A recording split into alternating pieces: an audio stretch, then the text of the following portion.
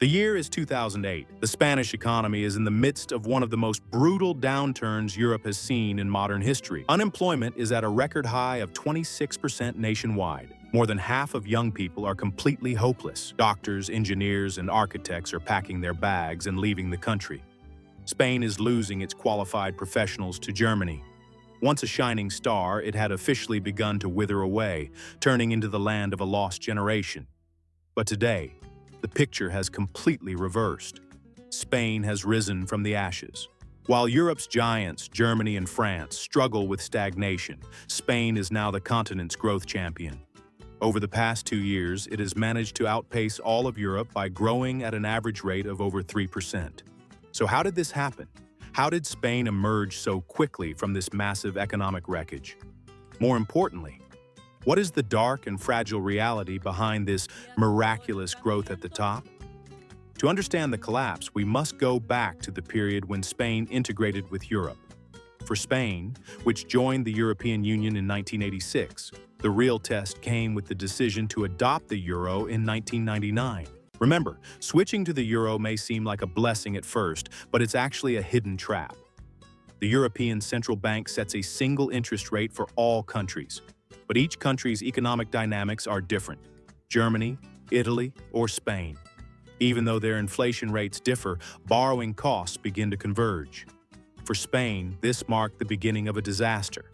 Mortgage interest rates had fallen below even Germany's levels.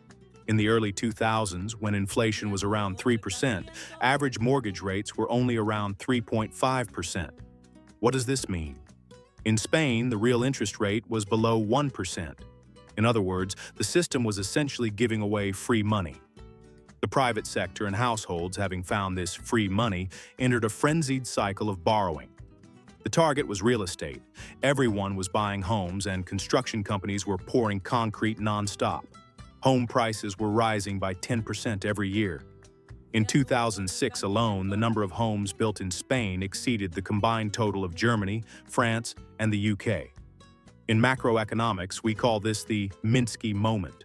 As things got better, risk appetite grew and the crisis fed on itself. Homes whose value was rising were used as collateral for higher loans, inflating the bubble even further. Moreover, half of these loans were distributed by local savings banks, run by local politicians and lacking experience. But every bubble eventually bursts. And that moment came from across the ocean, from the United States. The mortgage crisis that erupted in the US in late 2007 instantly shut off the flow of liquidity to Europe.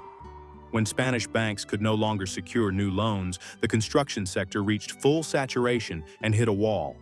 Spain's problem wasn't the government's, it was the collapse of the greedy private sector, whose total debt exceeded 190%.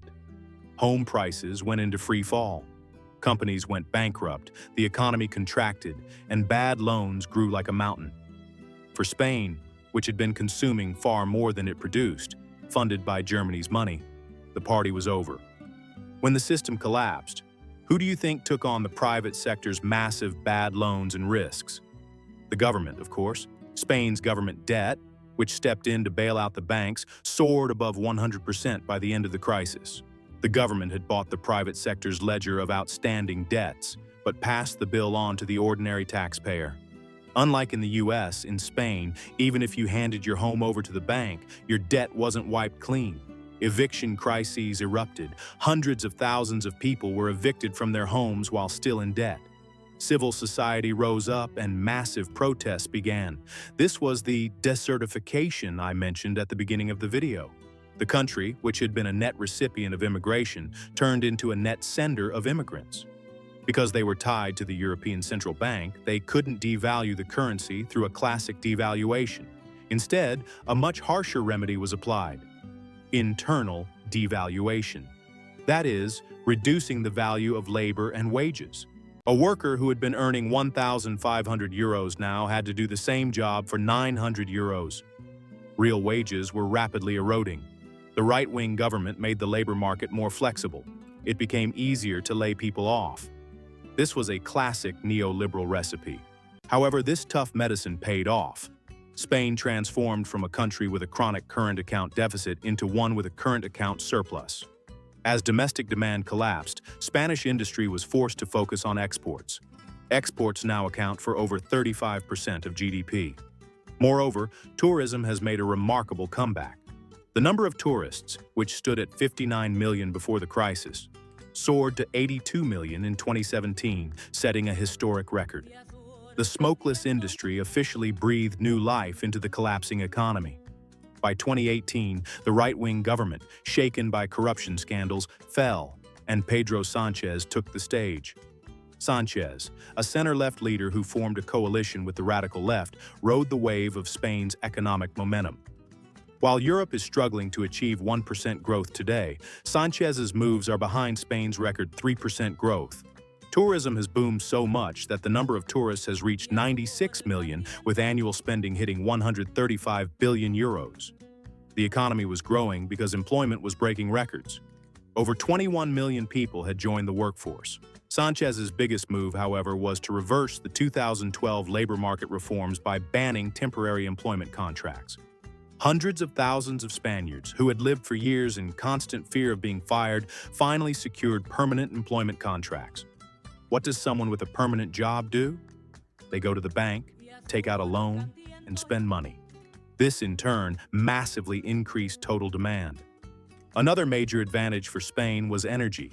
69% of its installed capacity comes from renewable energy. Add to that the 160 billion euros in grants and support funds from the European Union after 2020. Government investments continued uninterrupted, digital transformation accelerated, and Barcelona transformed into a major startup hub. So is everything really that perfect? No. In macroeconomics, how growth is achieved is crucial. Spain isn't growing because of increased productivity, but simply because it's bringing more low-skilled workers into the system. Over the past 3 years, half of economic growth and a full 41% of newly created jobs have come from migrant workers. Spain's fertility rate has plummeted to 1.1. If immigrants stop coming, the Spanish economy will shrink immediately. We call this the population Ponzi scheme. The system requires a constant influx of new, cheap labor from abroad to stay afloat. However, these new jobs are concentrated in sectors with extremely low productivity, such as tourism, agriculture, and construction. This cycle of immigration and tourism has created Spain's biggest political crisis today, a massive housing and shelter crisis.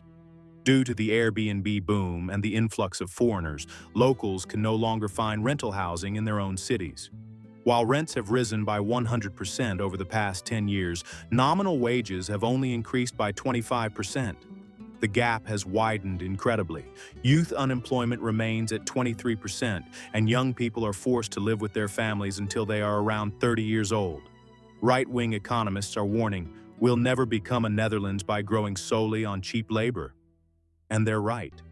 Moreover, since tax brackets haven't been updated to account for rising inflation, Spaniards are effectively facing a hidden tax hike. An average qualified engineer earns thousands of euros less than their counterpart in Germany, but pays the same amount in taxes. This domestic economic stress and the corruption scandals are pushing Sanchez to adopt a more aggressive and clear-cut approach to foreign policy. Still, it must be acknowledged that under Sanchez, the minimum wage has risen by more than 60%, and right-wing orthodoxies have been challenged.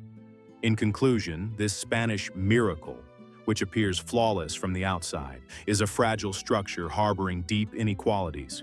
If you liked the video, don't forget to hit the like button to support the algorithm and subscribe to The Ledger. What do you think about Spain's growth model? Let's discuss in the comments. See you in the next video.